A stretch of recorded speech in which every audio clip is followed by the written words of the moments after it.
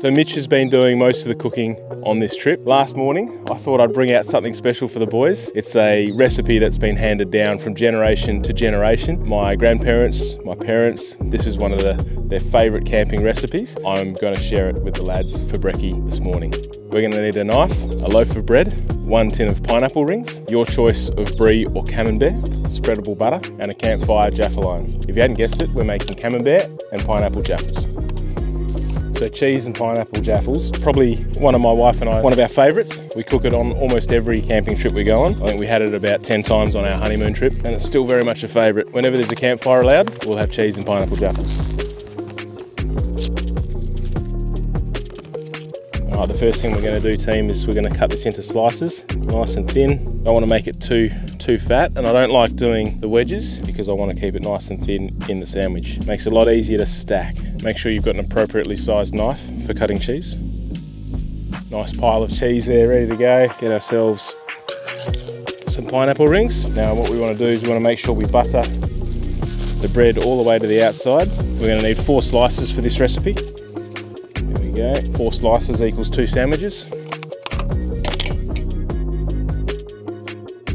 So unlike most sandwiches, we're buttering the outside of these ones, just so it doesn't stick to the cooking apparatus. We've got our buttered bread, we've got our cheese, we've got our pineapple ring, we're ready to go. The beauty about a Jaffles iron, you can pretty much put whatever you want in it, cook it up and it tastes incredible. You could put leftover curry, you could put bacon and eggs, I don't know, spaghetti, baked beans, whatever you want to put in a Jaffles, you can, no rules. Now we're going to assemble the sandwiches. Now some people actually like to cut and trim the outside once they've put it in there, because what will happen is as we close it up, it's going to pinch the bread and leave the crust outside. I actually like to leave it on there because I like that toasty little bit of goodness on the outside.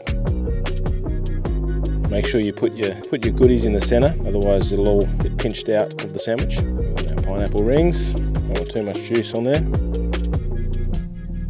Trying to get that in the centre so it's actually in the sandwich. We're ready to close her up and get her cooking. Do you want me to wait? Now there's a couple of schools of thought. You can either get a nice hot bed of coals and cook it on there. Now this fire's not been going that long, so we're going to actually use the grill on the top and use that to toast it. So we're going to sit that on there and we're going to toast our sandwiches just like that. The edge.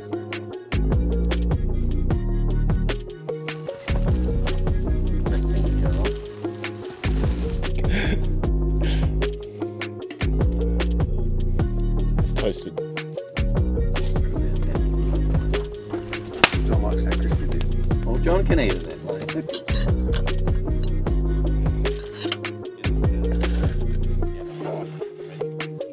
Oh, ding, ding, ding, ding, ding, ding. All right, boys, we're ready. It's cooked. Come and dig in.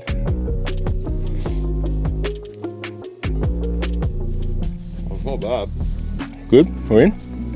Bit acrid. It's a winning combo. Brie and pineapple.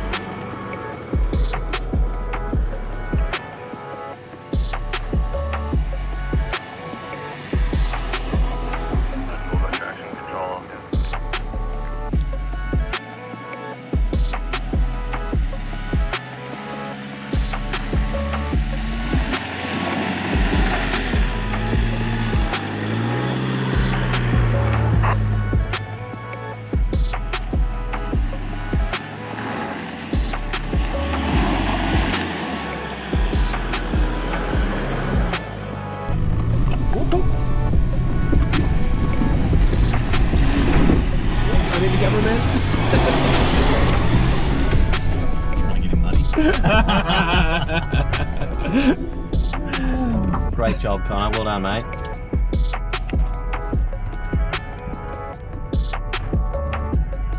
I don't know if I'm going to fit, but I know this is a terrible idea, but I'm going to run